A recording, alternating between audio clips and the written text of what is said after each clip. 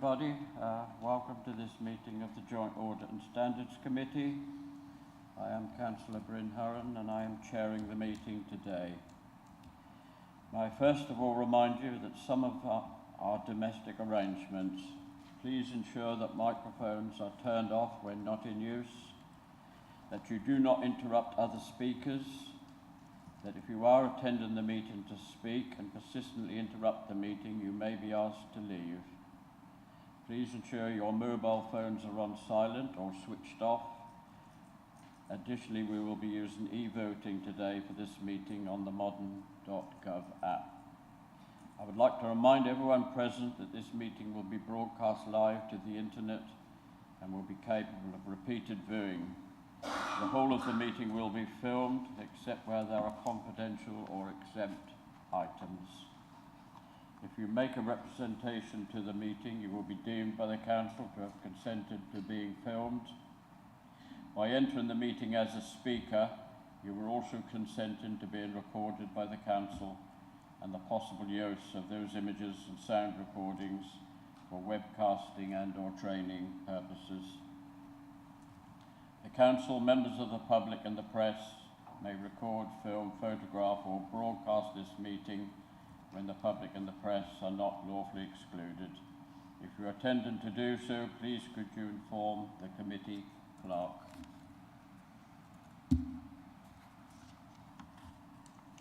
In attendance today, officers Arthur Travonia will be joining us later for the elections part of the meeting. We have Melissa Evans, Director of Finance and Procurement, Alistair Greer, Senior Business Partner for Capital and Treasury, and also John Snell, the Head of Internal Audit, and Bethany Webb beside me as the Government Support Officer today. We also have, in case they're needed, we have Andy Lemon, who's Head of Mid-Suffolk District Council, and Sarah Wilcox to speak on item 7, I think it is. Yes, that's correct. Should they be needed. Thank you, everybody.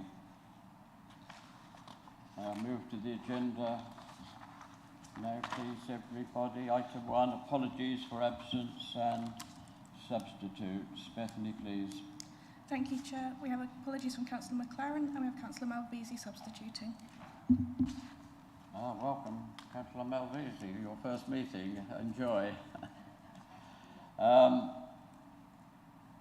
Declarations of pecuniary and non-pecuniary interest by members. Do we have any from any of the members or anything listed, Bethany?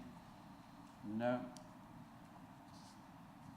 If the need arises, you could always declare an interest in the meeting if there's something where you think you've got a conflict.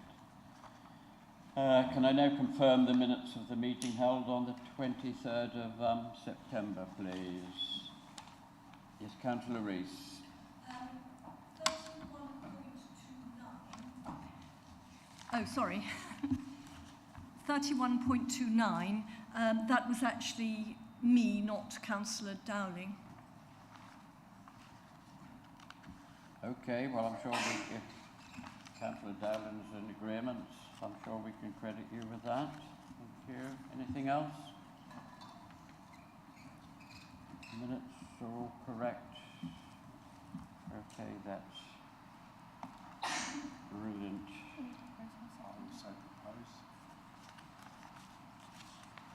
And we need to vote on this?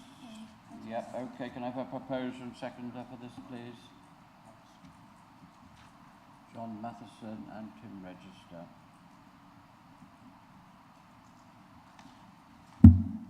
Thank you, Chair. That vote is now in progress.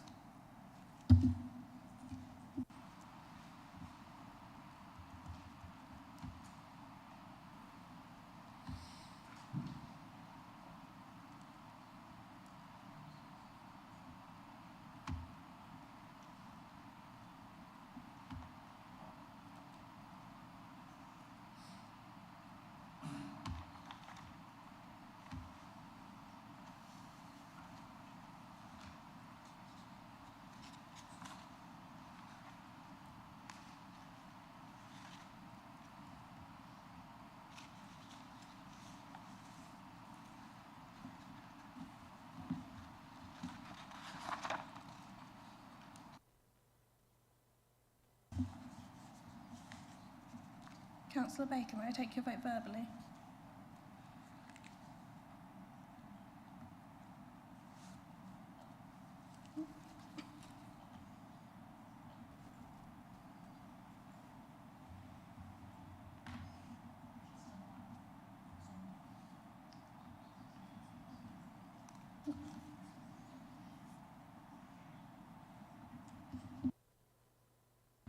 Councillor Marriott, may I take your vote verbally?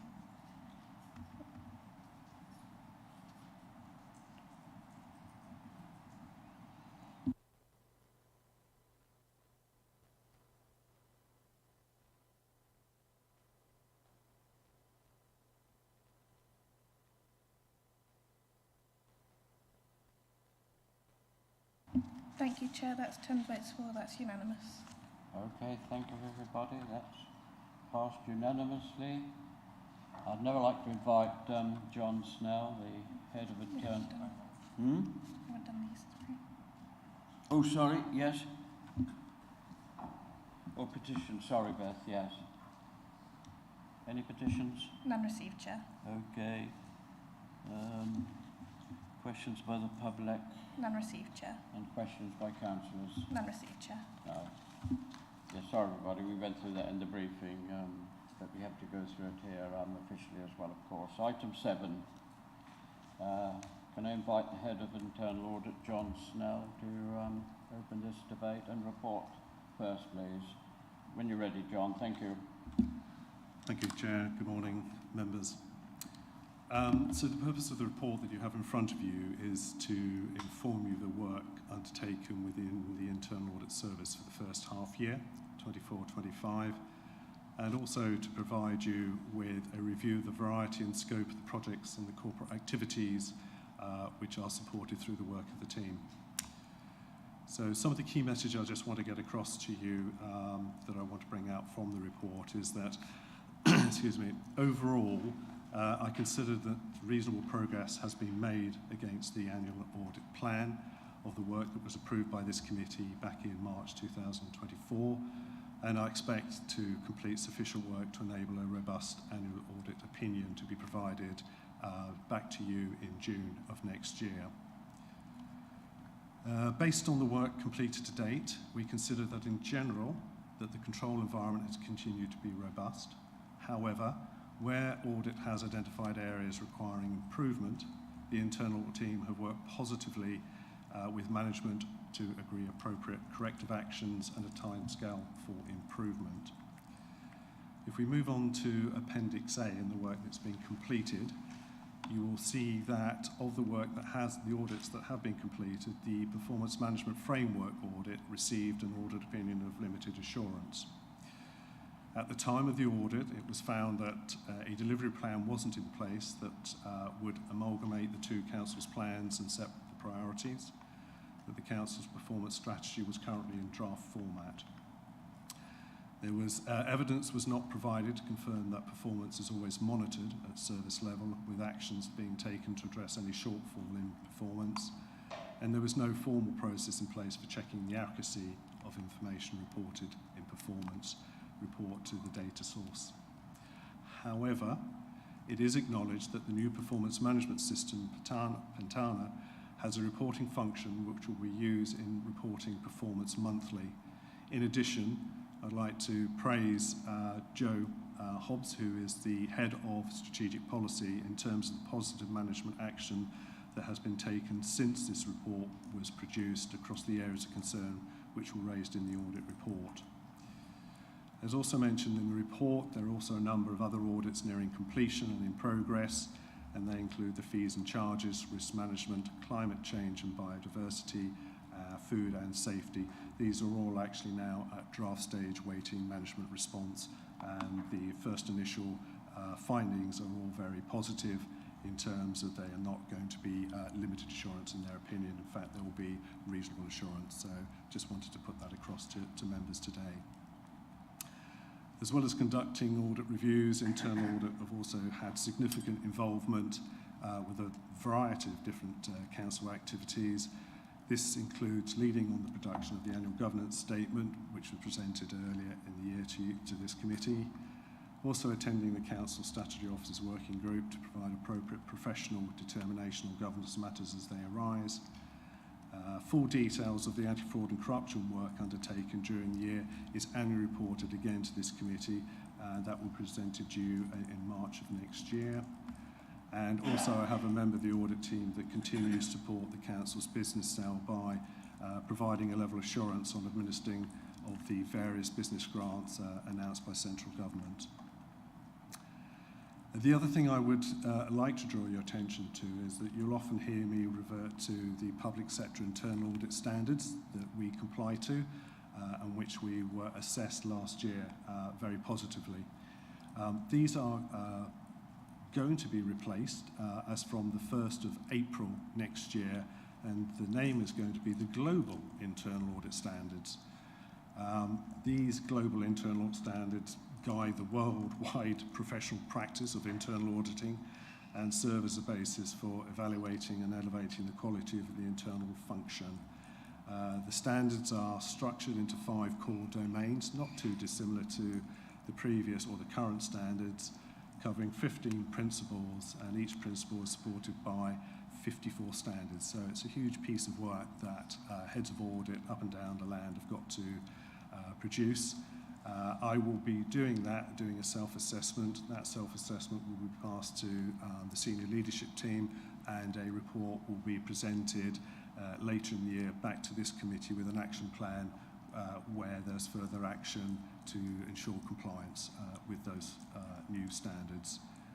Okay.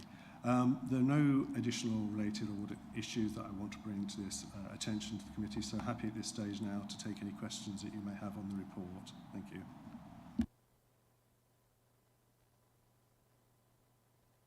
Up generally on 4.2, you mentioned that unplanned demand. Is that, I presume that's just a change of order, things becoming more important, or is it something entirely new? Thank you, Chair. This is things that suddenly come to my attention that require, because of the risk associated with the issue that's brought to my attention, that we need to look at and act upon. That can obviously have an impact on the existing audit plan, but it's risk-based, so I will make a judgment in terms of how important that is. And if we can absorb it within our work plan, great. If not, then obviously we would have to curtail the audit plan. And again, I would bring that back at year end to members to provide you with the details of why that plan has changed. Okay, thank you. Yeah, that's sort of as I thought, but then if you're doing that, then other things slip back a bit. That's the general sort of course of things, isn't it? Yeah, I just wanted the committee to understand what that actually was, so...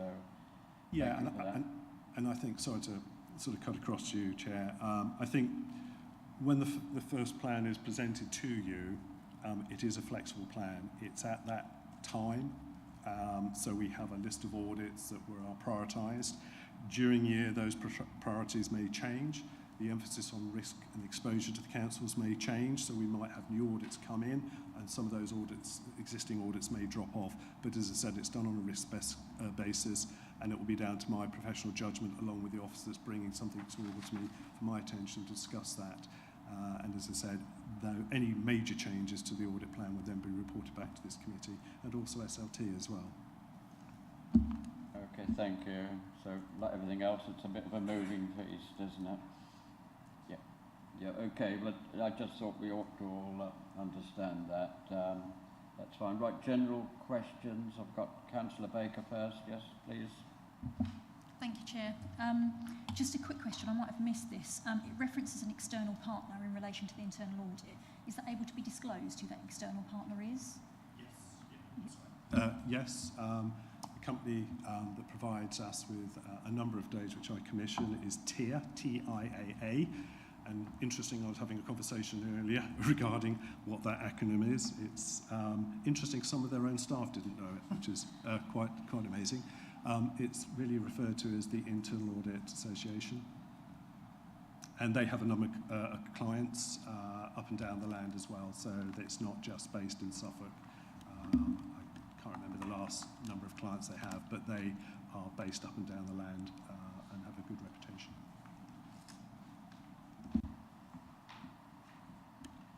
Thank Thank you. Just to expand on that, John, TIA, they give advice to several organisations, other councils, I presume. So it's something we can all sort of access to. Yes, certainly. If you look on their website, you'll see that they provide a whole host of activities, professional advice, not just internal audit, but other aspects associated with financial accounts management, anti-fraud and corruption work, etc. So, but obviously, and our neighbours across the border in Norfolk also using this consortium of about 7 authorities, and they all commission TIA to undertake their internal audits. Yeah, okay, thank you. Other questions from committee members, please? Yep, John, to my right. Thank you. Yeah, I'm wondering, looking at the number of audits that are nearing completion and in progress, etc., and essentially there's only 2 specific audits, the car parking and the performance management, that we've got in this report, and the ongoing grant checking and so on. I'm wondering whether, particularly looking at the actions that are being taken on the performance management framework, which look very welcome. I was just thinking that in the risk management, 8.1, we talk about regular reporting is a mitigation for programme slippage, but we only actually get 2 reports a year, so the final report of the 24-25 internal audit will be, what, about June next year? Yeah, that's about right, yes. So I'm wondering, given the importance of that finding and the action being taken and so on, whether we ought to hear about that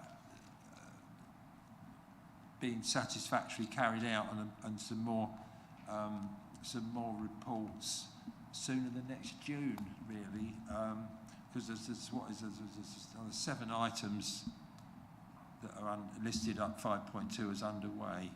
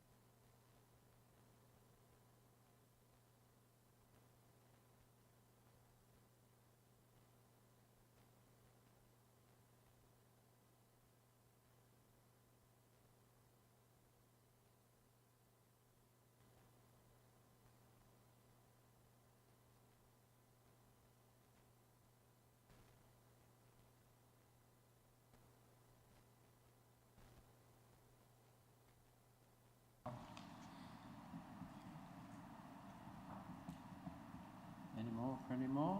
You're very quiet this morning. We must be doing a good job. Just to come in, John, I had a couple of things.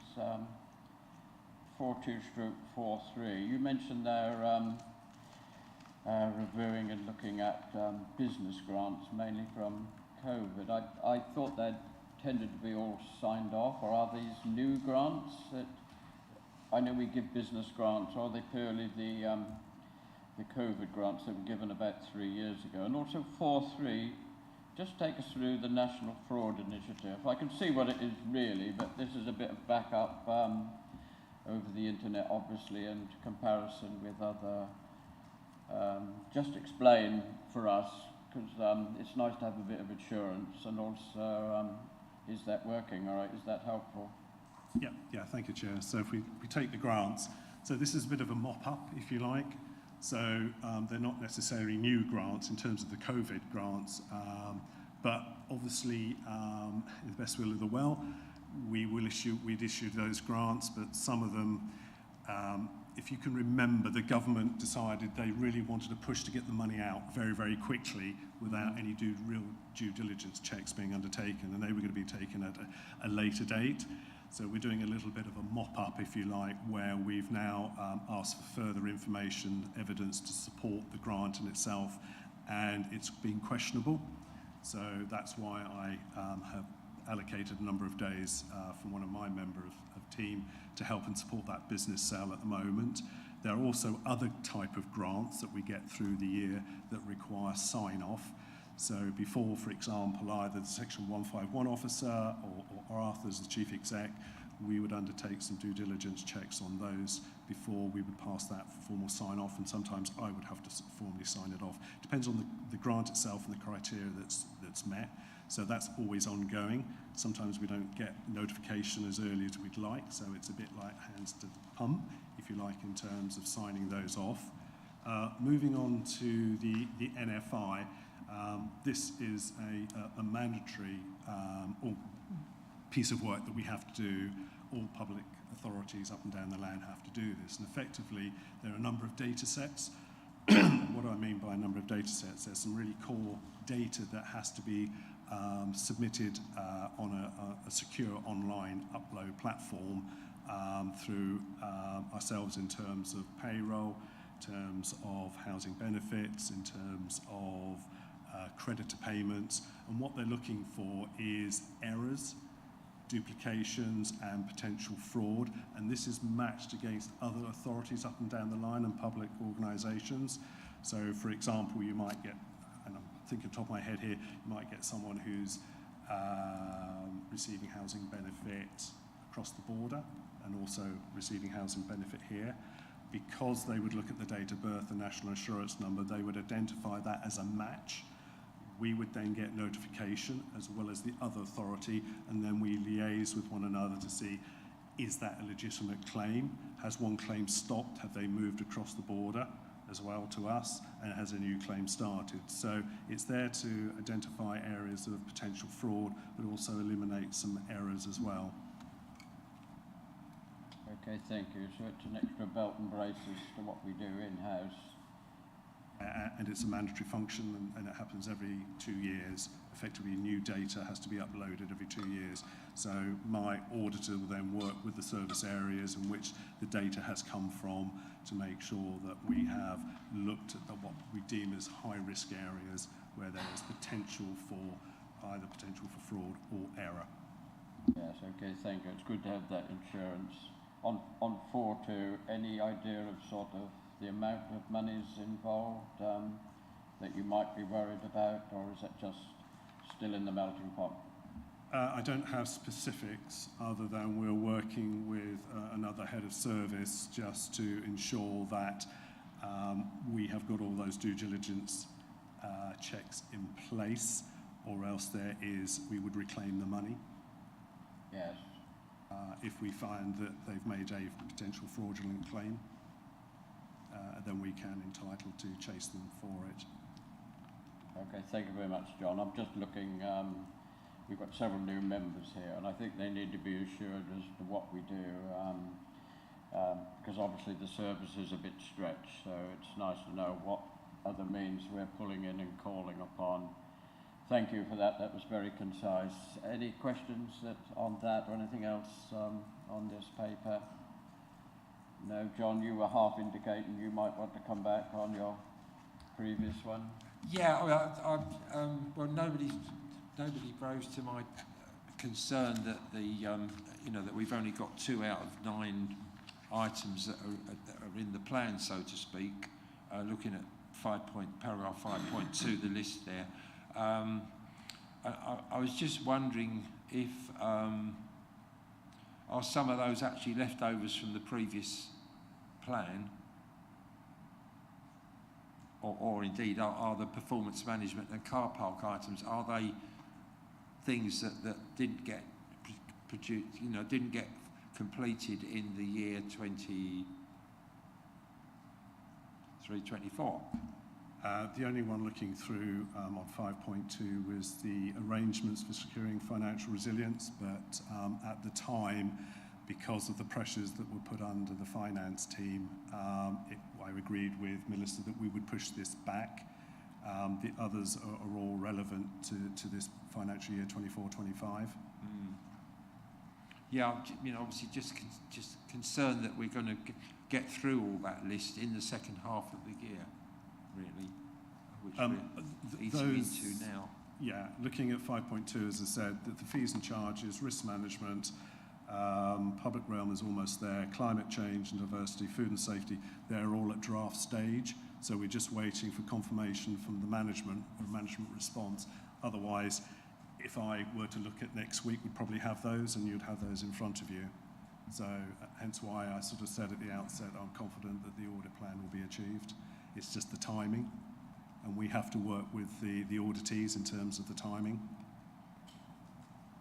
Yeah, I suppose that raises the question of whether we're getting the, whether if we're going to have only 2 reports a year, whether we're getting it at the right time, whether we ought to be not having this half-year one until we've got a little more to look at. In other words, having it after 7 months or 8 months or something. It's difficult. You see my concern. I think that 2 out of 9 is not very many. I'm going to push it back to this committee to make that decision. If you want it quarterly, fine. I will have to do a little bit of extra work to produce you quarterly reports. If you feel more comfortable with that. If not, as I said, it will remain half-yearly until I'm told differently.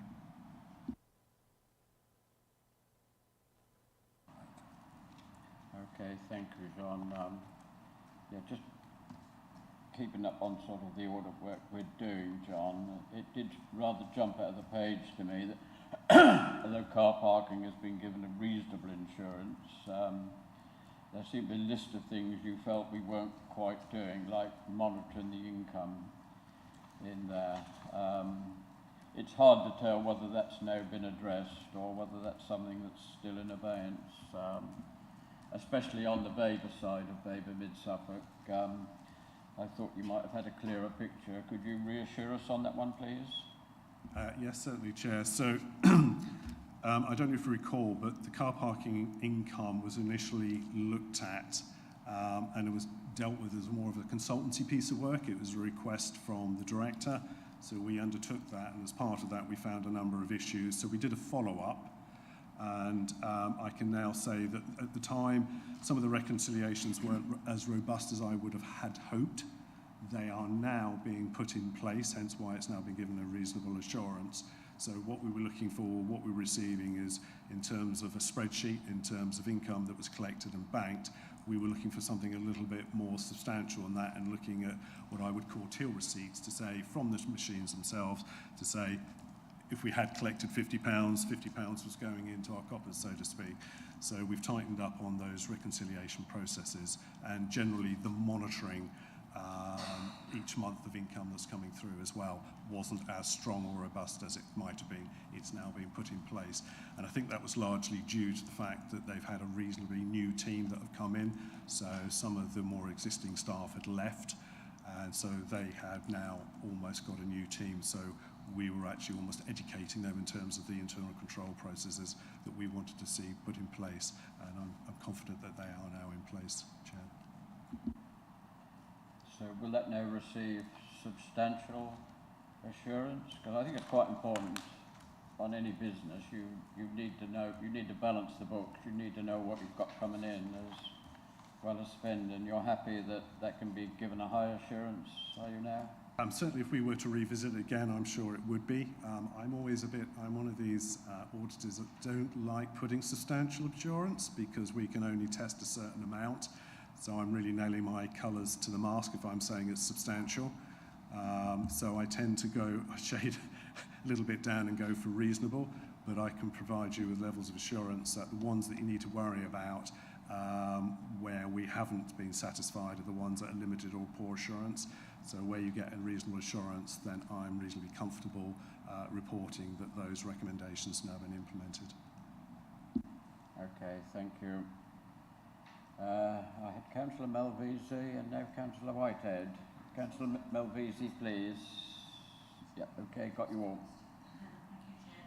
I don't know whether this is relevant or not since I'm new to the committee, but how do elections impact on your work, if at all? Sorry, could you be a bit more specific in terms of elections? Well, there's a moratorium of what, about 6 weeks? Staff are taken away. Yeah. It's a disruptive period for most councils, and as a district council, we're responsible for delivering. Yeah. Are you saying that would have an impact on the internal audit plan? I'm asking if it would or does. Okay, so when the audit plan and the brief goes out to the auditee, there is a timing that we would agree, a commencement date.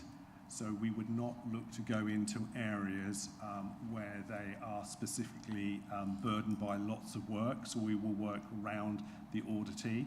We don't want to be disruptive. We have a piece of work that we have to do. But if certain staff are taken away to undertake election duties, obviously we wouldn't be doing an audit in that area. So we would work around that, but that's all sorted out at the beginning of the year. And could that have impacted this year with only 2 reports because there was an election earlier in the year? No. No. Okay, fine. Thank you. Councillor Whitehead. Thank you, Chair. Just to Councillor Matheson's point about waiting till next June for these several other internal audit reports. If there are several that are in draft stage and we're just missing by a week, is it possible to give any to let us know at this draft stage if they're all in the green or are there any reds and yellows in there? Yeah, those ones I've mentioned where we have draft reports, they're all at a limited assurance. And I'm not expecting those opinions to change. Happy with that, Councillor Whitehead? Yeah, Councillor Baker. Thank you, Chair. This is in relation to Councillor Matheson, Hurren and Councillor Whitehead's comments. I wondered if there's another way around this, because obviously internal audit is a living thing which continues throughout the year, and it takes time to complete each of your sections. So obviously it's more work, isn't it, when you're creating reports. 6 months is a large gap. And that's true. I'm wondering if there's any way of us getting this information on more of a real-time basis. So actually, it's kind of a living document that we can access through Teams, and we can get updates as you're working through it. If there's any way of sort of saying, you know, yes, you've finished that particular category, or this is in draft, that's in progress. So if any of us are wanting to keep an eye on sort of what's going on or get a bit of an update, we can go in there, and then you can continue with your reports at the normal frequency that you'd sort of planned, and perhaps give us in more thorough detail, because I do appreciate what Councillor Matheson is saying, but I also appreciate the demands and tricky part it is for you. It's just a thought. Yeah, no, I think that's not an unreasonable request. As I said, it's just very unfortunate at the time of writing this report, and also where we are now. If I was rewriting this report, you would have those reports pretty much in front of you. What I think is probably more interesting is the ones, as I said, that are limited assurance, where you would spend more time and challenge and me, probe, and also the auditee, if you like. I think they are more important than the ones that I would say are reasonable assurance, because I'm giving you my professional judgment that they are reasonable. I think what might be useful, if once I have got any other audits with a limited assurance, that I can advise this committee during the year. So at least there'll be no surprises, if you like, at the end of the year, and hopefully that would reduce the time that would discussing those aspects. I would need to get those fully signed off as well. I would also need to have SLT's input as well before I then opened it up and shared it with you. I think that might be a better way if members were happy with that approach. Mm-hmm. Any comments on that? Happy with that? I like that. Yeah, John? Yeah, that's quite an interesting departure that we're considering there. Very, thank you, Councillor Baker. I just wondered how the Chief Executive, top of the senior leadership team, felt about that one, actually. It would be quite a significant departure to what we've done for the last 99 years, or quite a while anyway. Well, we have the man, our Chief Executive, poised He's to here. answer you, so can I bring you in, Arthur, please? I'd probably repeat what John Snell said earlier. If that's what the committee would like, then that's what the committee can have. Well, yeah. So if the committee's in general agreement with that, then if what we're saying is if the internal audit reach a point of limited assurance and then pass that to the senior leadership team, that it should then also be advised to the committee. Is that what we're saying? I'm putting that suggestion forward based on Councillor's question. If that's something that you would like, I can do. Well, it sounds like it would be a welcome. I mean, You will get it at year end as well. Yeah. I hasten to add, but what you'll have it once it's almost completed and signed off, if you like, by everybody, including SLT, and then it can come to yourselves, say like next month if I had one, but you'd also get it in the end of year report as well. But what it could mean is that there'll be less discussion at that stage, because what will happen is you will need assurances in terms of what's going to happen with that limited assurance. So if we get limited assurance as we have on the performance, there will be a follow-up. Okay, so that's my process. So any areas of high priority that come out as a limited assurance, then it will be followed up. Okay, and again, it's down to the timing of that. Yes, thank you. So I think the key part of the key departure from what we've done previously, of course, is that would be, the half-yearly report brings all the findings into the public domain. So what we're saying here is that the committee would know if there were concerns that the senior leadership team had been advised of, etc., and that would also come to the public domain at the half-yearly report stage. Is that right? Depending on the timing, Councillor, because these are set almost in stone, aren't they, in terms of the half-yearly and the annual report. What I was suggesting is if anything falls outside of those two periods where I come here and report, I can then provide you. Depends whether you want another meeting. I don't want meetings for the sake of it, for your sake and also for officers' sake, to be honest. As I said, the other option is I report on a quarterly basis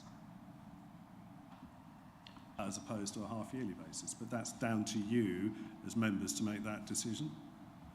So what you're saying, if you've got one ready, we could look at it early for comment, but is this making the already stretched team a bit more work? I will have to do more reports, yes. Yes, that's a concern, isn't it? What is the benefit of seeing it maybe a meeting early, 2 or 3 months early? Is there really any benefit from that, do you think? Councillor Baker, you asked the question, didn't you? I would welcome the alert, personally, in relation to a limited assurance, because they're the ones you're worried about. So obviously you might go 6 months and there are no limited assurances, in which case there's no further reporting. However, if there is a limited assurance, then it's raised, it's highlighted. If we then have a look at it and then think, do you know what, we do need to have a meeting and discussion about that, then it can come forward and, another extra meeting's put in or be added. Personally, that would be my go-to. question you need to ask yourselves, do you need to have a meeting like today, or do you just want me to ping it? Sorry, Arthur's wanting to jump in. Or do you want me just to pass it through to you via email and seek comments back? But you will have pretty much what you've got here is your findings, your recommendations, management response, and the implementation date. And then obviously I will be saying that will be followed up, and you'll get a follow-up as well on top of that. Yeah, I think we're just looking for a bit of a whistleblower or early alert if it's probably not going well. I would be against having an extra meeting. If you can tie it onto an existing meeting, fine. Otherwise, just pass it around by email. Yeah, Councillor Rees, is it on this particular point? Yep, fine, go ahead. Yes, sorry, I just didn't hear what Mr. Snell said about what the two options were. It was either, yes, a meeting and some extra stuff. What was the other option? I didn't hear, I'm afraid, sorry. You've got a number of options, right. Let's go back to the basics. Currently, I report twice a year, half yearly, okay? You've got one option if you want more reports to do it quarterly. Yeah, I will have to provide more reports for you on a quarterly basis, that's fine. Or we go down, do you just want to have a look at those outside of the half-year meetings, those that come to my attention where we've completed the audit, which have a limited assurance, not the reasonable assurance or substantial, the limited assurance. And one way was, once that's been signed off, SLT have had a look at it, I could send you details of that report for your comments. Rather than you waiting, potentially, and again depending on the timing, of either I report it half yearly or I report it annually. You'll get it in an annual one because I bring everything together anyway. But hopefully, if you've got that and had a heads up, we won't have to discuss the same thing at year end. That makes sense? Councillor Pearson. Thank you, Chair. Going back to the point that Councillor Matheson made, that it's bringing it into the public domain if it comes to the committee, would it not be giving the public an unbalanced view if we only received the reports on where there was limited assurance and not the reasonable assurance ones? Yeah, before you answer that, John, I take it that although we could get a meeting early to have a look at it, it would still have to go to the end of year report for us to do it publicly. You will still get all the reports at year end. So it's a question of whether we want to see it earlier as an extra to what we do now. That's what is the crux of this. Councillor Register, on this subject? Yep, fine. I think it's all down to which one causes the least amount of extra effort for internal audit, who we know are resource scarce anyway. I'm wondering, actually, just to confuse, whether we should go actually 3 times a year, because that means that you're only adding 1 extra report. Yeah? That's another option, so do every 4 months rather than half yearly or quarterly. But I'm actually of the opinion that if an audit is completed and it's of limited assurance, we should get, once it's passed through SLT, it should be flagged to us. And then we can consider it. And then if it needs to be considered in a meeting, it gets considered in the next meeting. Sounds reasonable. I'm looking for a way here not to make the officers any more work, because we really heard if they do extra work, then something else falls out. Arthur, I can see you're jumping to come in here. Help us, please. Conscious Councillor Matheson had his hand up as well, but all I was going to help you in terms of saying is I suggest you take this outside the meeting, because as each councillor speaks at the moment, I think yet another option is being put forward. I think there was general consensus around making sure that as and when limited assurance reports are published, that those are shared in real time via email, and that all the reports still come through twice a year in the normal fashion. So I think there was consensus on that. So if you wanted to vote on that now, but that would be fine. But if you don't, then I would suggest taking it outside the meeting, and we can coordinate through the chairs accordingly. Yeah, well, I think I'd be happy with that. Does that find favour with you, Councillor Baker? You raised it. Yeah, right. Councillor Matheson, yes. Yeah, I would, you know, my sense of it is that yes, half yearly, and that if the committee received one or two reports, internal audit reports, which were limited assurance, then the possibility would exist to ask the co-chairs to, you know, arrange extra meeting, because we've had to arrange extra meetings to sort out the external audit and statement of accounts and so on. We've been, you'll see later on in the agenda, the forward plan has been juggled, even as we speak almost. And so I'd be comfortable with leaving it at half yearly, but the possibility is always there, if things are not looking good, that the committee can meet and bring them into, you know, bring the report into the public domain and be reassured that actions are being taken by management. So I'm fine with that. So do we need to formulate a proposal of some sort? I would think we're now moving to debate if we're running out of questions, and we'll have a proposal in the debate and include it in the general voting at the end be the right way to go. I'm sure Beth can, as we all seem to be in agreement on that being the way forward, I'm sure a line can be put in the minutes that we all agree on, and when we vote at the end, that'll be done. Good. Any more questions finally on anything in the paper here? Right, we're now moving to a debate. It's your chance to say, look, you want something else done, or a tweak, or anything like that. Otherwise, we'll go to the vote. Any further opinions in the debate? Councillor Rees. Thank you, Chair. I'd just like to make sure that we know how much this is going to cost, and that some kind of monitoring of that is put in place if we're going to agree to this. And then at perhaps a time to, a point at which we decide whether it is in fact giving us value for money or not. I would sincerely hope, Councillor Rees, the cost would be nil, I would think, because if the report was done in there, we just get to see it earlier. That would be my reading of it. And it's like you, I have like seen nodding heads all along, so I think, yes. There's no cost. That's fine. Okay. We now go to the vote then. We need a proposer and seconder. Yeah, proposer and seconder. Well, I'll propose it as chair, and Tim, let's have a mid-Suffolk one, shall we? Councillor Baker. Yep. So it's a bit more universal. Sorry, Tim, it's nice to get a cross agreement, isn't it? It's been done now. Yep, thank you, Chair. That vote is now in progress.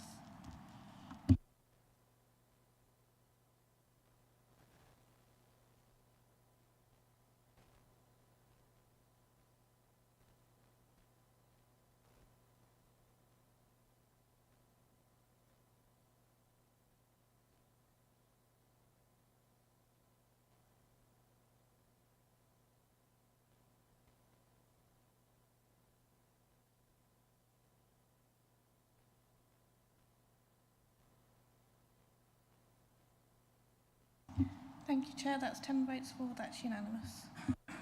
Thank you, everybody.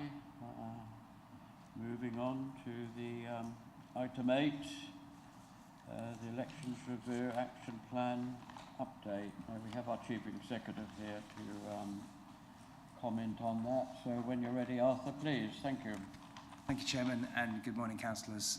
So councillors will probably recall, but appreciate we have some newly elected councillors as well, but during the last set of district and parish council elections, so in May 2023, during the course of those elections, we had some issues, in particular with the statement of persons nominated process. What we did as a result, or what I did, was immediately commission an external report from the AEA, Association of Electoral Administrators. That report was carried out immediately after the election, obviously once we had completed the election functions. And we also commissioned an internal report to sit alongside that as well. Both of those reports were brought both to here and to full council, so that full council was cited on the issues. and the action plan that you see before you was developed as a result, and that action plan was brought here as well.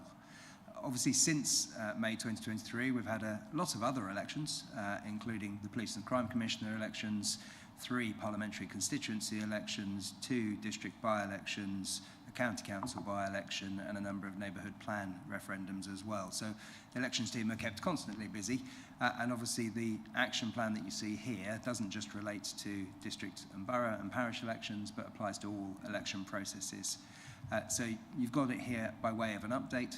You'll see within the spreadsheet that some of the items are marked as complete, but more specifically, some of the items are still marked as ongoing. They're marked as ongoing not because we are behind schedule, but more particularly because they will forever be ongoing because of the nature of elections and the issues that we need to make sure that we are addressing at each set of elections.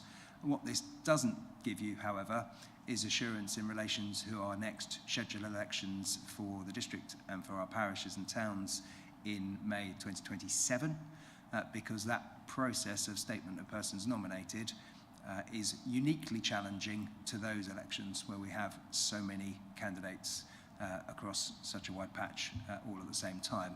That's not to say we haven't implemented a number of measures to make sure that we improve that process. We have, but clearly that won't be tested in earnest until we have those next scheduled elections in 2027. But you can, I think, take some reassurance from the fact that we, as I said, delivered 3 parliamentary constituencies. It's the first time we've ever delivered 3 parliamentary constituencies. We previously had responsibility for 2. That's increased to 3 across a much wider area than just our own 2 districts, but obviously into South Norfolk as well. So I think you can take some reassurance in terms of scale of challenge in relation to that. But I just wanted to highlight that obviously the statement of persons nominated aspect won't be fully tested until May 2027. I've got my colleague here, Patrick Richardson-Todd, who's got more detail as well if there are any questions. I don't know if there's anything he wants to add.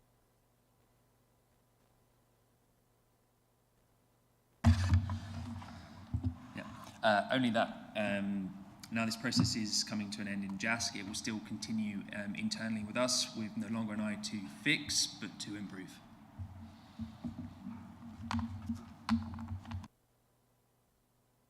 Okay, thank you. Well, I've read the report, and even with my strongest glasses, I've struggled to read some of the things you've been checking, but it looked ever so concise. A good job done, I would hope. Any questions from any members? Councillor Dowling, please. Thank you, Chair. I've just got a couple of update questions, really. I'm looking at page 27 in the agenda pack, and going down about half a dozen boxes. Like the Chair, I can't quite distinguish one from another. But we've got engendering a collaborative and team spirit culture. Can you see that? Yeah, okay, which is great. I'm all in favour of that. I just want to know what the turnover rate of staff in your team is, which is something that would make developing a team culture more difficult.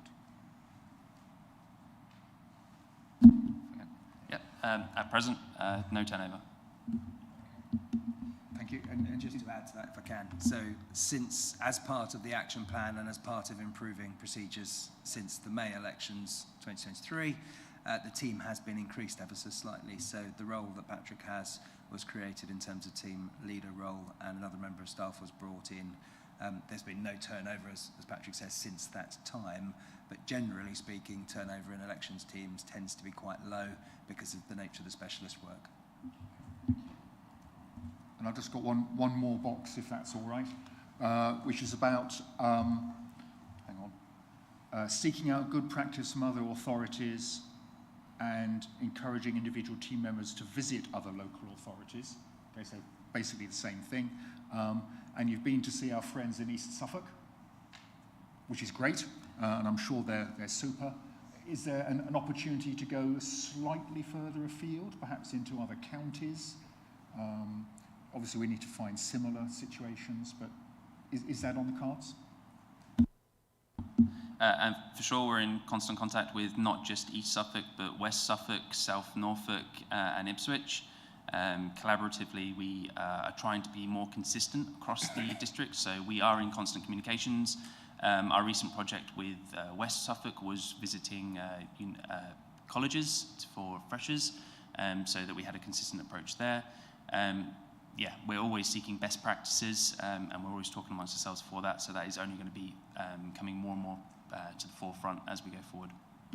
And again, if I just add ever so slightly, so 2026 will be what we tend to refer to as a fallow year, i.e. we don't have any elections of our own. That's not to say there aren't other elections going on elsewhere in the country, and so we will look to see whether or not we can send people out to experience those elections. They won't necessarily be directly relevant, so for example, mayoral elections are very different, but nonetheless, it's all good experience for the team.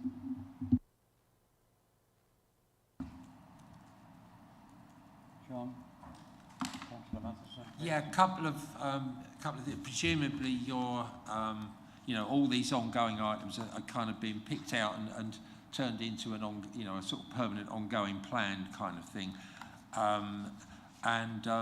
Just picking up on Councillor Downey's point of the kind of team building thing, but of course when we get to election time, especially the big elections, is that's part of the team then? So there's a kind of a need to make sure that the bigger team, the temporarily extended team, shall we call it, that all works together nicely. Yes, you're absolutely right. So probably a little known fact is that when we have an election, particularly larger elections as you referred to, we employ more staff on that day than I employ every other day of the year, because of the scale of number of staff that's needed for those elections, particularly the parliamentary. The core team is effectively what this is referring to, so that's the day-to-day team that deals both with elections but also with electoral registration. When we have elections happening, then things like the postal vote opening team, just to be technical about it, that will be colleagues from elsewhere in the organisation, but linked to the core team. So there's usually a core team member who might be managing that process. So yes, absolutely, it's the core team day-to-day, which is what this action plan was referring to, but you're absolutely right. The elections process itself is a much wider team game, and so this is about making sure that we've got the right culture and spirit within the initial team, but then yes, as we roll out an election we have to go wider. Yeah, I wasn't suggesting that the entire 400 people or whatever it is that actually are on the day, we get them all together for a big Beano, but on the other hand, I was thinking about, yes, the internal, the permanent staff that are used, in that election period before and up to and including the count, that they're a team temporarily. So just to go back on you there, every subsection of our staff, whether that be internal that we've brought in or external, we do brief.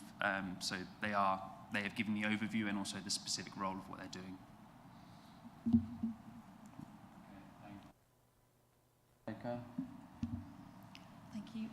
Just want to check on page 25, near the bottom, it's got one of the lines. It's a really good overview, really comprehensive. Obviously, we're looking at this in great depth. It says to review the issues experienced with the election system, and that's completed. I wondered if you have a issues register, the actual operational aspects that didn't quite go right. Because I remember as a resident, there were some inconsistencies in our area about what we had through the door and various things. It'd be really good if there was an issues register with all of those things, and are they being tracked, and is it going to be utilised next time round for, we've got this in hand and we know what went wrong with all of that, because obviously that's the background to this. So yeah, we do keep a log, but we're also very conscious that at the moment we're going through a procurement process, so we don't know exactly what EMS system we will have going forward, but once we do, that will be obviously restarted.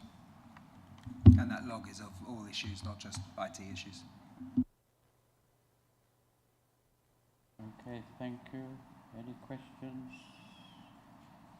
Any debate needed? Anything else to point us forward? No, I think, yes, Councillor Baker, yep. just to bring up, and it's not necessarily about this election, but once people are put in place, I wanted to speak to somebody about the induction process for new councillors. We have, you know, the Oracle system that is there. There are journeys in place for new starters, for for employees. That could probably be utilised for councillors as well, because I found personally the induction process was quite sporadic and everybody was doing their best. But it'd be really good for a councillor to be able to see that induction process there, and then you can tick everything off. So it's already in the system, it's available. Okay, thank you, everybody. I was going to say, Chairman, fortunately, the head of Democratic Services is sat behind you, so I'm sure she just made a note of that. Yeah, absolutely. Thank you, and thank you for coming, Patrick and Arthur. Good to see you. And you obviously have good national guidance to follow, don't you? And plenty of things coming out of them. Well, I'm completely reinsured. You know, and I'm aware there was a hiccup, but it went, elections since have gone well. So, yes, keep up the good work. Proposer and a seconder, please, for this. Councillor Matheson. Can we have a waiver? Tim, your turn. Yep. Okay, and I'm sure that Beth will be putting it to the vote. Here we are. Thank you, Chair. That vote is now in progress.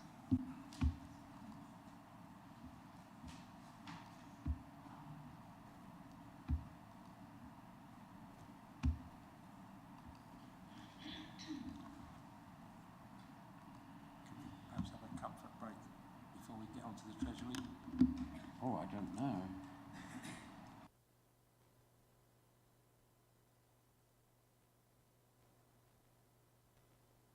Finish the vote first. Yep. Councillor Malvisi, may I take your vote verbally?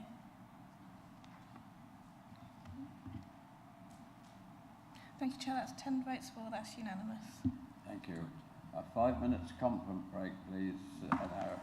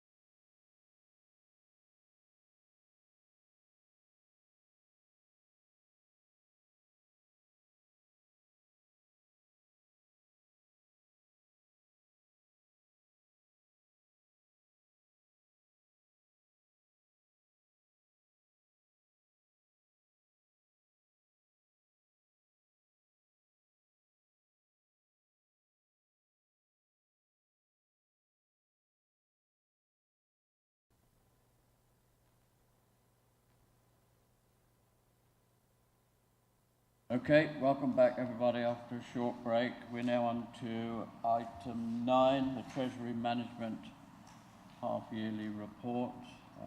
In attendance today is Minister Evans, Section 151 Officer, and her glamorous assistant, Alistair Greer. Over to you, Melissa, please. Thank you, Chair, and good morning, committee.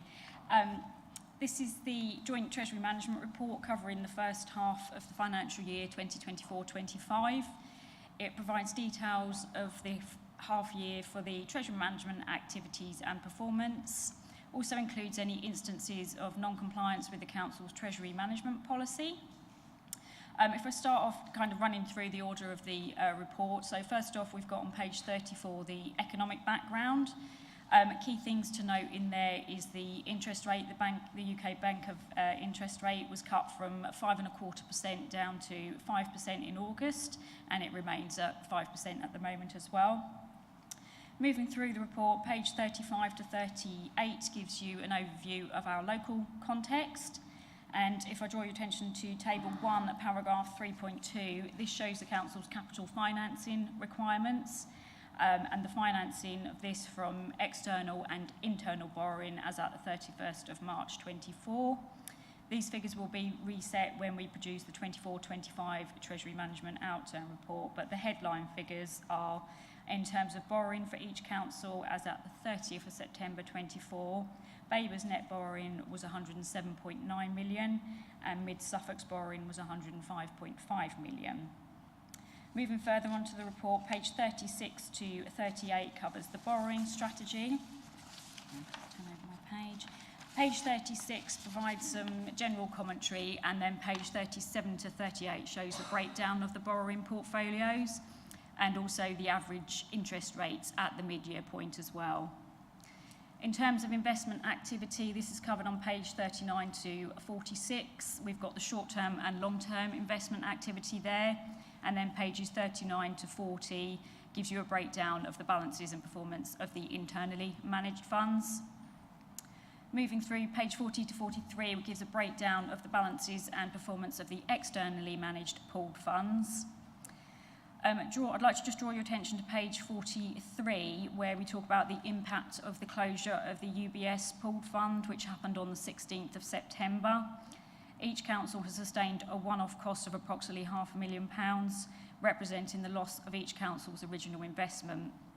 The net interest received, however, over the lifetime of the investment results in both councils achieving a net positive return on these investments.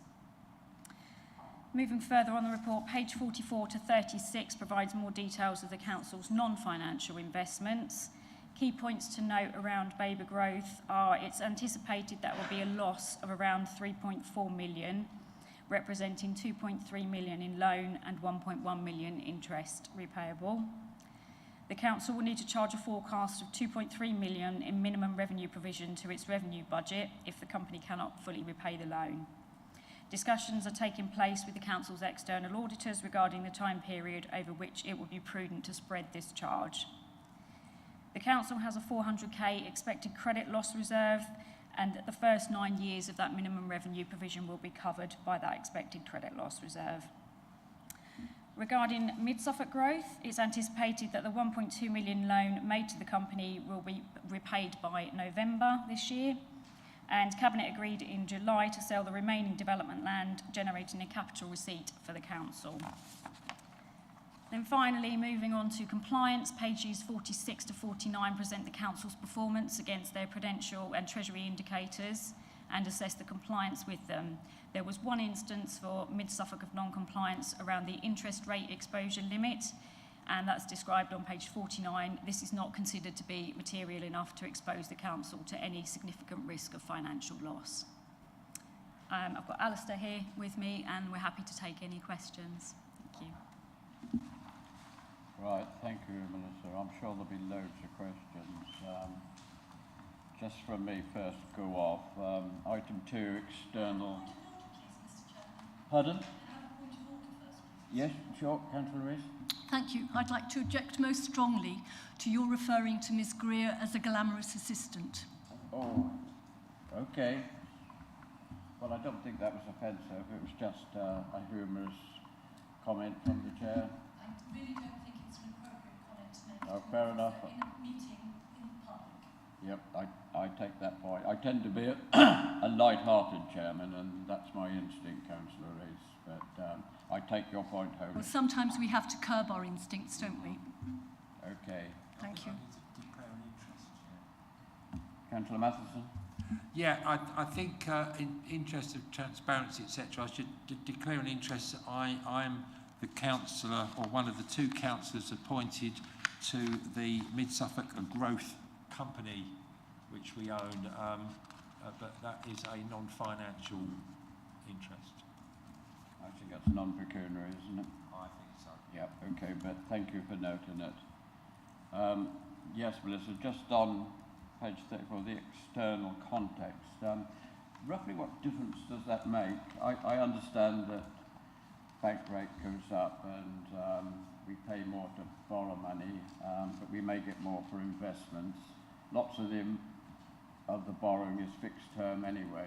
So roughly what difference does that make in monetary terms? I think if you look at the interest rate exposure table, I'm just trying to find it in the report, it will show you what a 1% change in interest rates will be on page 49, paragraph 3.1.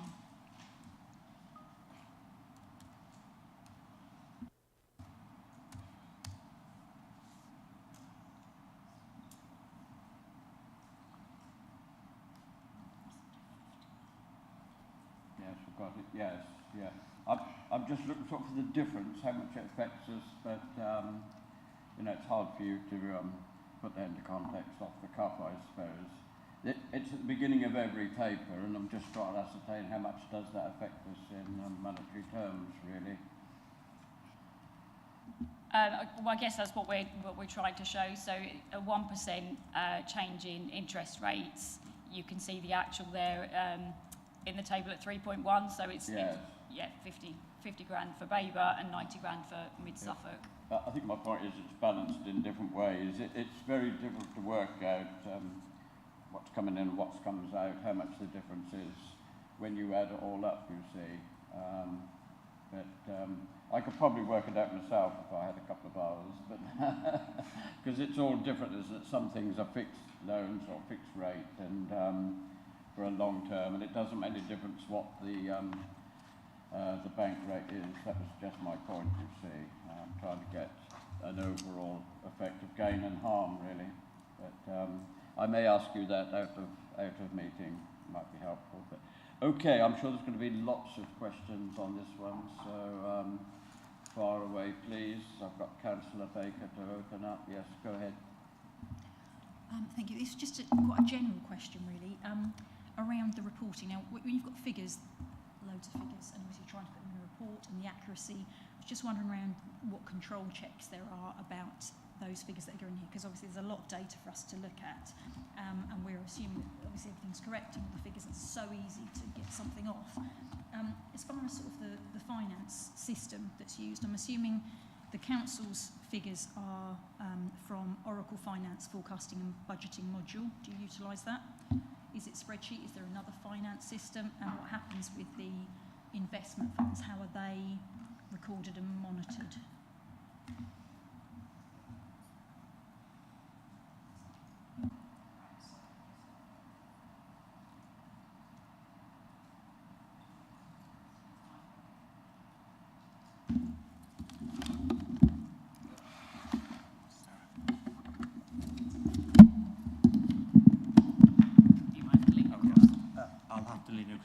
Yeah, my apologies. I was. Oh, it's In fact, good. I didn't have a red light initially, but I have got one now. Primarily, the figures come from spreadsheet models. When it comes to compiling the figures for the reports, I would compile the initial figures, and then a colleague would check them. Yeah, but I think was your question primarily around what's the source of the figures? If that's correct, then yes, it's there's there's two sources. So first of all, for our internal records, it's spreadsheet models. For the benchmarking data, the source of that is the benchmarking information that's provided to us by Arlen Close, our Treasury advisors. Thank you. Yeah, I was just wondering about the finance systems that's utilised, because obviously there is I suppose, a main finance system that you would utilise, but in relation to the investments, because they sometimes sit outside and because of coding and everything's quite difficult, I was wondering how that integrates with the finance system. I'm assuming you use Oracle Finance. You don't at all? Yeah. So the finance system we use is Unit 4. And what we get, so we get the information back from the investment fund, so it'd be either TCLA or the Schroders Investment Fund. We will then receive the income, so it will come in through the cash management side of the system, you know, any payments coming back in and any payments going out. So any payments coming in and out will be in there. We've also got the balance sheet held within the financial management system as well, so the value of those assets will be updated at the end of the year when we do our statement of accounts. So.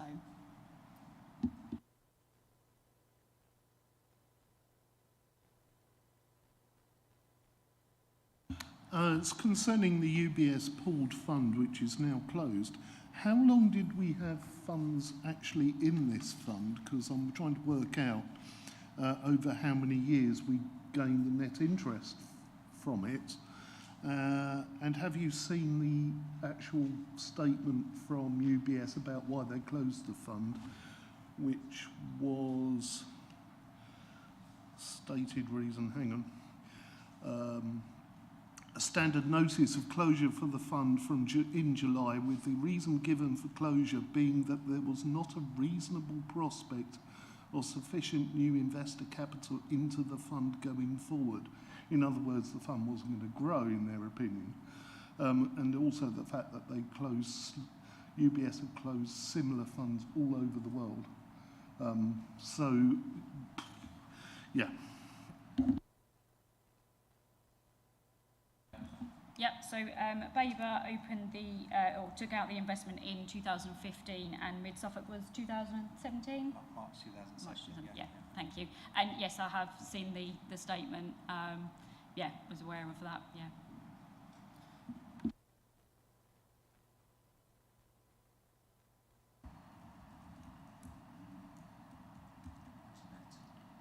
Councillor Whitehead, yes, please. Thank you. Just looking at the net borrowing figures on table 2, page 35, and looking at the Mid-Suffolk figures, the borrowings have hardly changed at all. I think they've just gone down from 120.6 million to 120.0 million, and the investments and cash, bank, etc., has marginally decreased as well over the period. So there seems to be nothing of any particular consequence happening, but later in the report it says that on the 10th of September the council got £20 million in from Gateway 14, so I'm just wondering where that money's gone.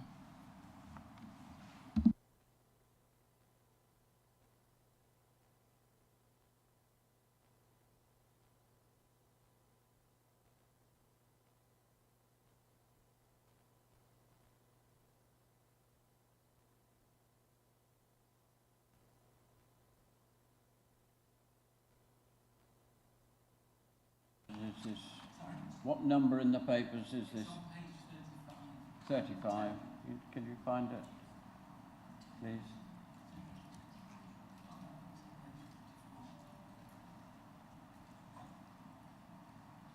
Can we just, I think we probably just need to check the date that money came in, because when the money came in, we certainly put it in DMADF, so that's absolutely what happened. So I think we just need to check that was the date that came in. Give us a couple of minutes. Yeah, page 44, let's have a look, page 44, where is it here? Yeah, the bottom of page 44.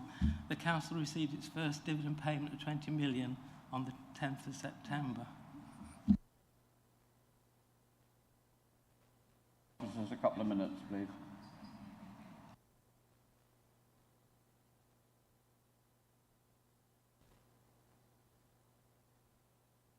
It's up to you. We'll let you do one thing at a time, I think.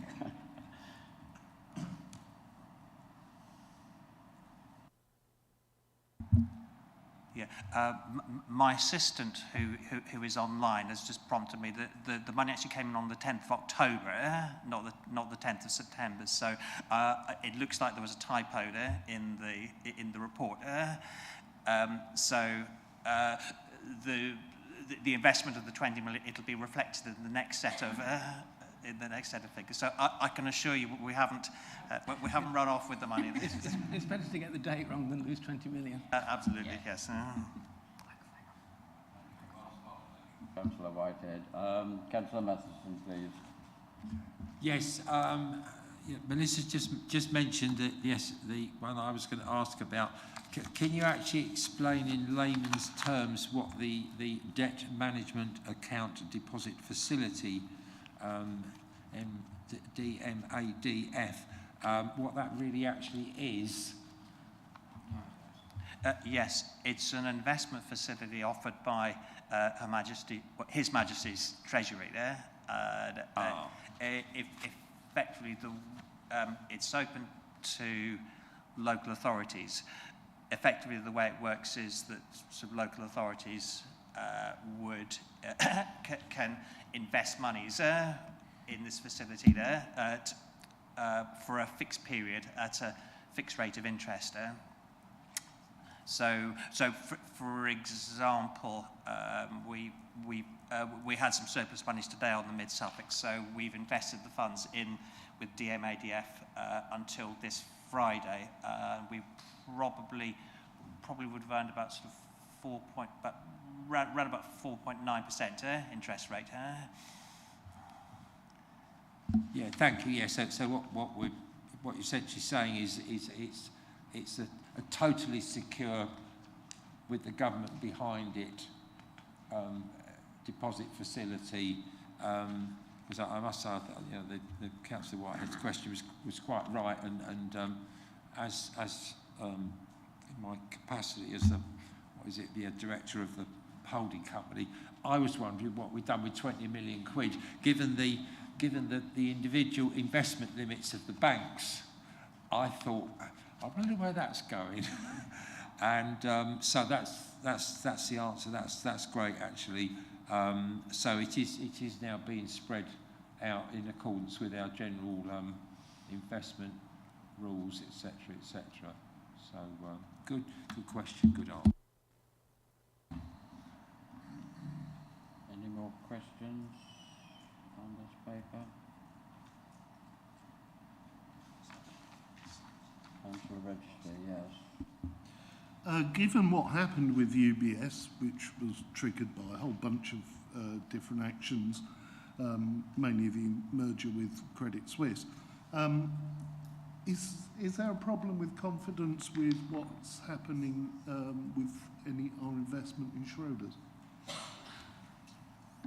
Not that our Treasury advisors have alerted us to. They do frequently contact us with anything we should be aware of, any risks with any of our investments or any money market funds, so not that we've been alerted to date.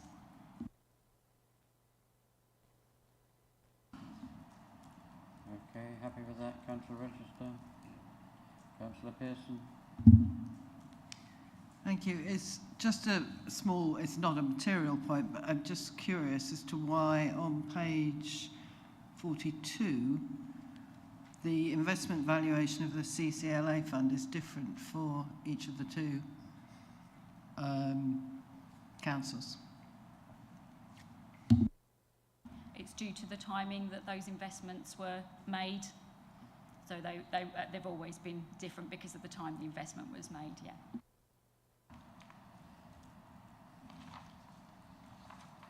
Any more before we go to debate? No. Councillor Baker, yes. Far away. Just a thought.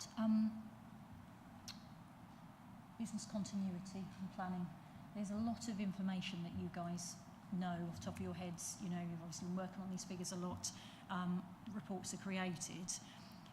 The notes to, like, obviously information, we're asking questions and then you'll sort of give us the backup. I'm wondering, is any of that written down anywhere? Do we have any, sometimes when you present the accounts, you've got a few stars and you have notes to the accounts or something, so that you'll actually have, you know, background information, which you guys have in your heads, but needs to be down here.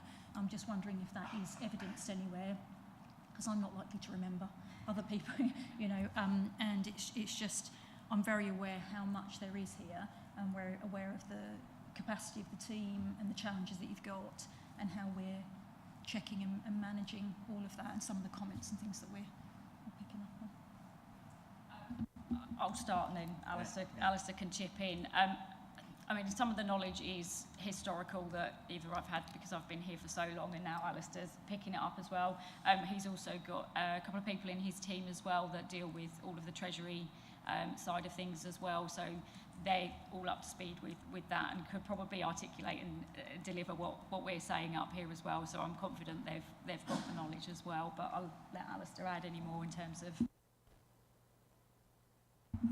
So, I mean, in terms of record keeping, all the information presented here is that there are records sitting behind it which are readily accessible.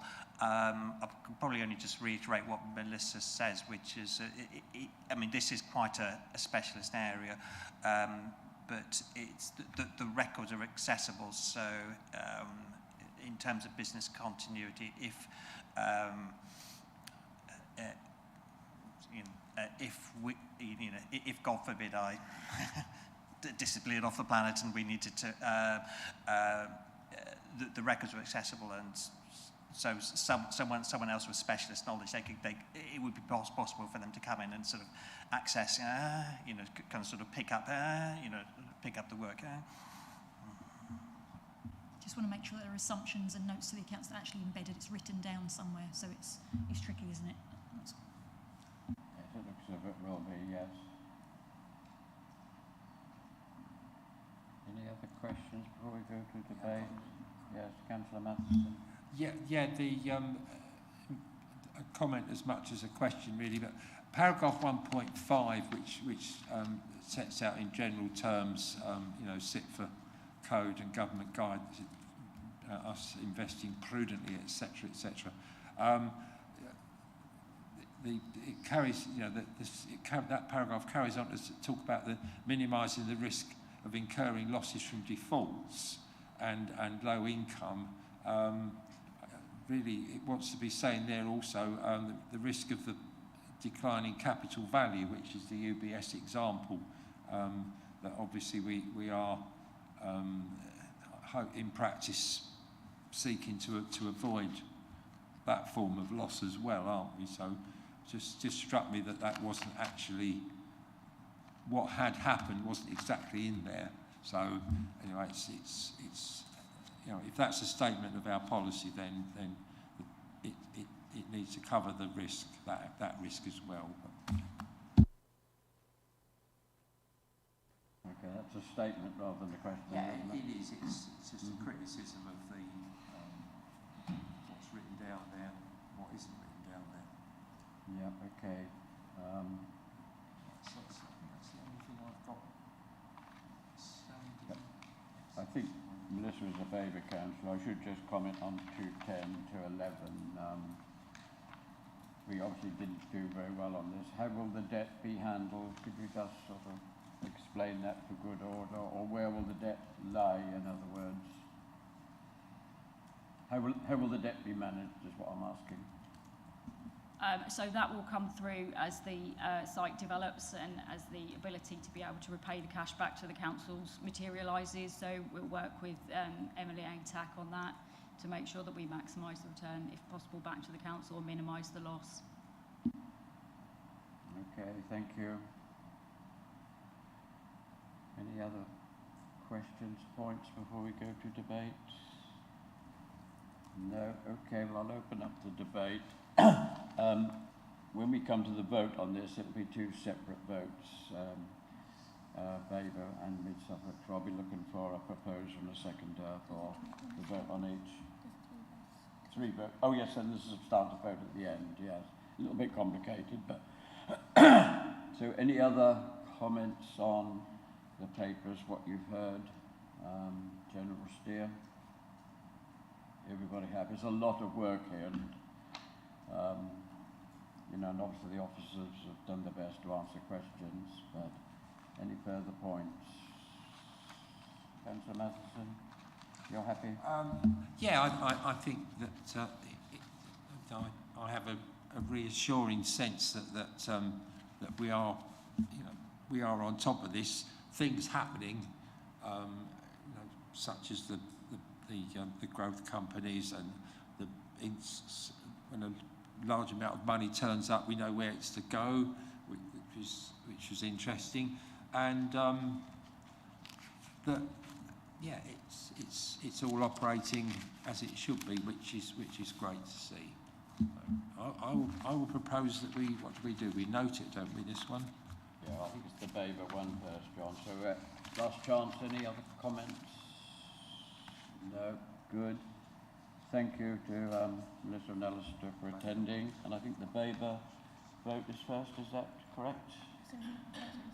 Yeah. Well, I'll propose for the Baber side. No, yeah. Tim, register, please. Okay. I think the gun has been fired. Thank you, Chair. That vote is now in progress for Baber members only.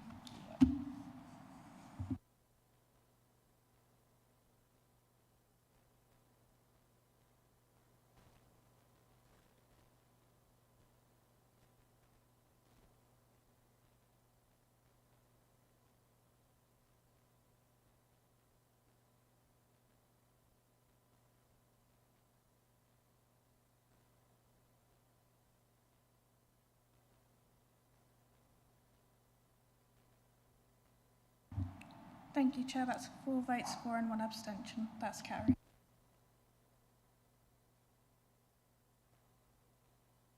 Seconder from Mid Suffolk, Councillor Whitehead and Councillor Matheson. Yes, thank you. And that comes to the vote now for Mid Suffolk members, please. Thank you, Chair. That vote is now in progress for Mid Suffolk members only.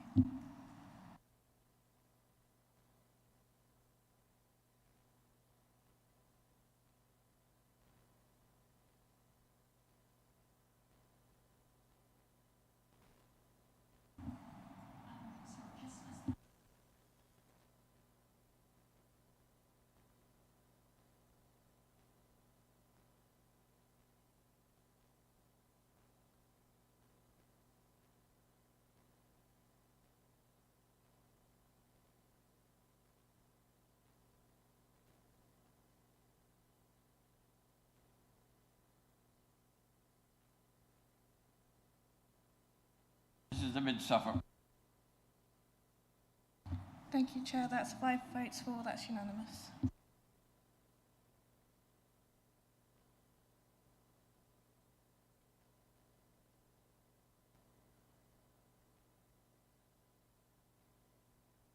Proposed and seconder, one of each across the board. Yeah, Councillor Register, Baber Councillor, it can be me. Yep, it'll be me then. It's quite nice to have one from each. Thank you, Chair. That vote is now in progress.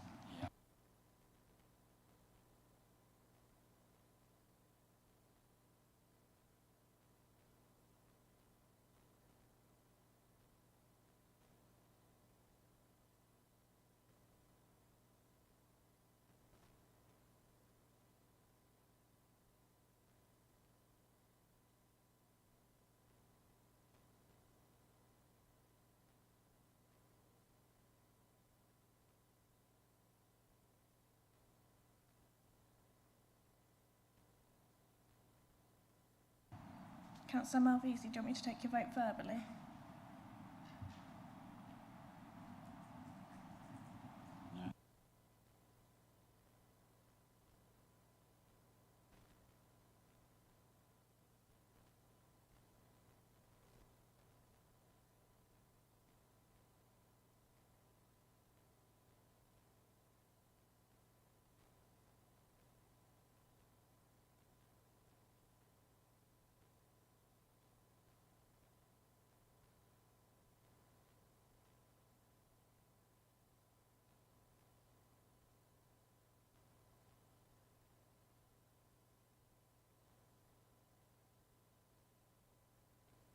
Thank you, Chair. That's 9 votes for and 1 abstention. That's carried.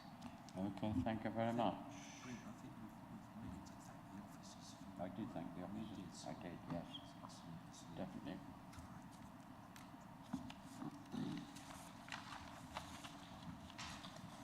Right, we're now moving on to the forward plan. There's been several changes. The next meeting will be the 6th of November, and that's purely training.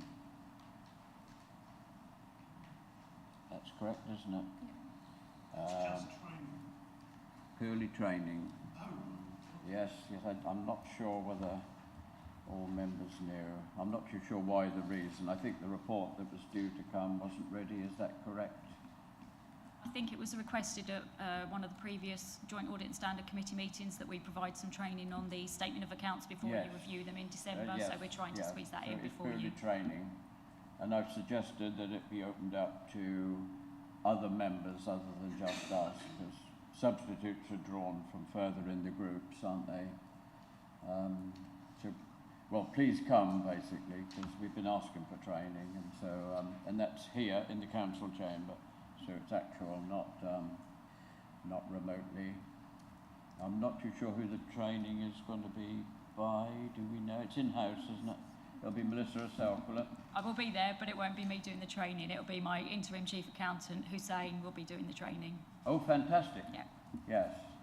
And just the one set of training, and that's on Treasury management, I presume, is it? No, that statement of accounts, that one. We're organising the Treasury management one as well, so we'll be speaking to Arlen Close to get that organised. That'll be later next year, will it? That one?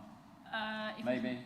Yeah, probably looking at the forward meetings that you've got coming up, I think it'll probably slip into next year. Yeah, okay, so it's solely training, and we will try and, I'd suggest that we maybe ask all members, I would think, if that's applicable, or anyone who might sit on this committee.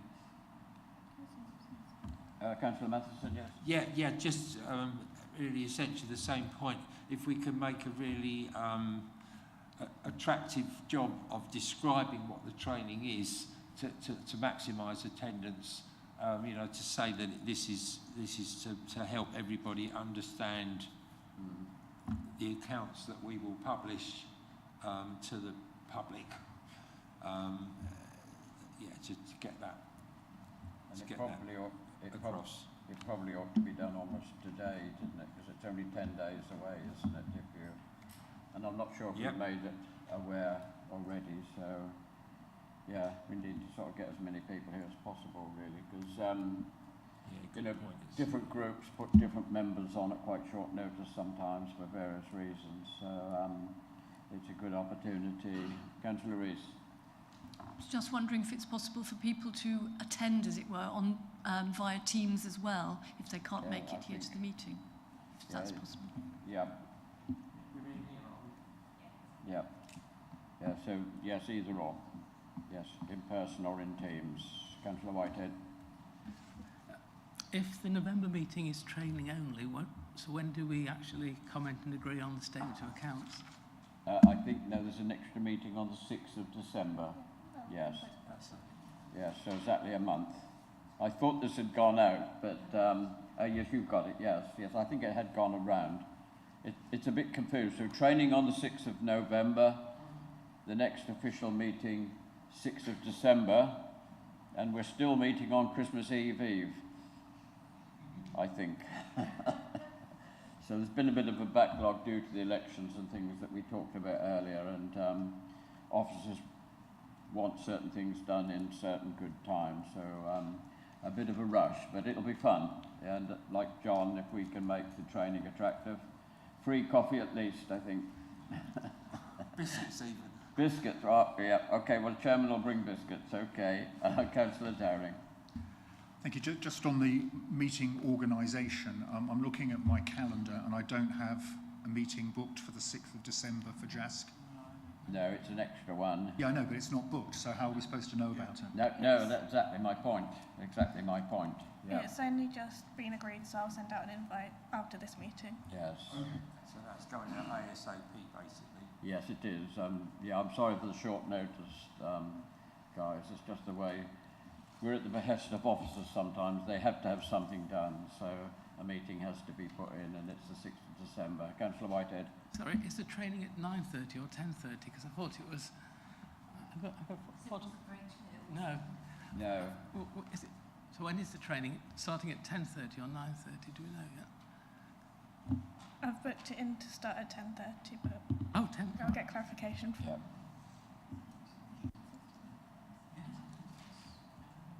Yeah, sorry, it's all a bit ad hoc. Okay, so can we agree the rest of the forward plan agenda? Just for noting, really. There's a few more changes, I think. Yeah, Councillor Matheson. Yeah, but if perhaps Melissa could first just outline the business of the 6th of December meeting will be.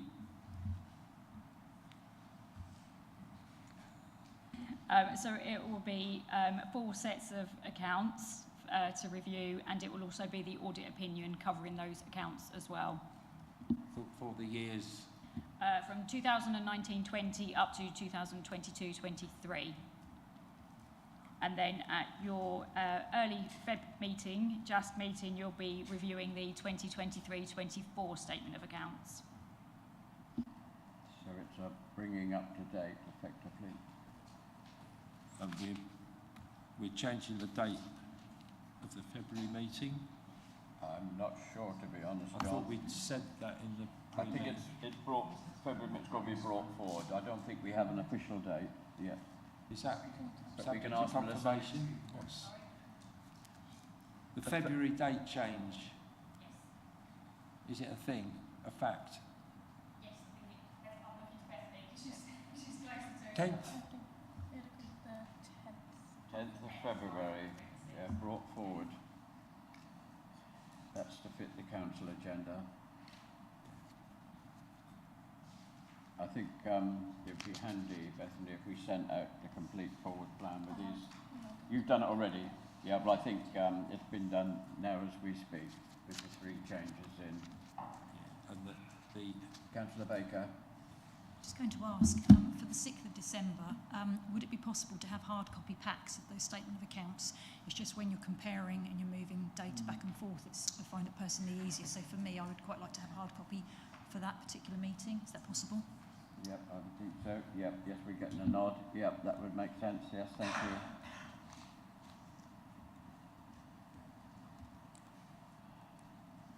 Okay, well, it's all been noted, and you'll get everything on one page from Bethany. Probably it's already gone out. Thank you for coming. You were jumping up and down there, John, or? Yeah, yes, on the with the papers, the February meeting, the statement of accounts we'll be looking at will be 23-24, not what it says there. And I think the other thing I wanted to say was that the items not scheduled, we do need to remind ourselves that we need the Environment, Social and Governance Investment Policy Working Group needs to meet again as soon as that's can reasonably organised. And that comprises the 2 chairs and the 2 portfolio holders and our super officers to help us on our way as well. And yeah, I have checked with your permission. I know we don't usually have any other business on there, but I just did want to say that I've had a look at the speech that the Deputy Prime Minister gave last week to the local government conference, and I've pulled out the 2 bits where she talked about audit and where she talked about standards, and I'll circulate that to you. I won't necessarily expect you to read the entire speech, but I thought those 2 bits might be relevant to this committee. That's Angela Rayner. It is. Yeah, okay. Who must be obeyed. Okay, good. Okay. Okay, thank you everybody. Good meeting. Thank you for all your attendance, and yeah, we'll try and square up the forward plan as well as the changes so that you're all in the loop. Thank you for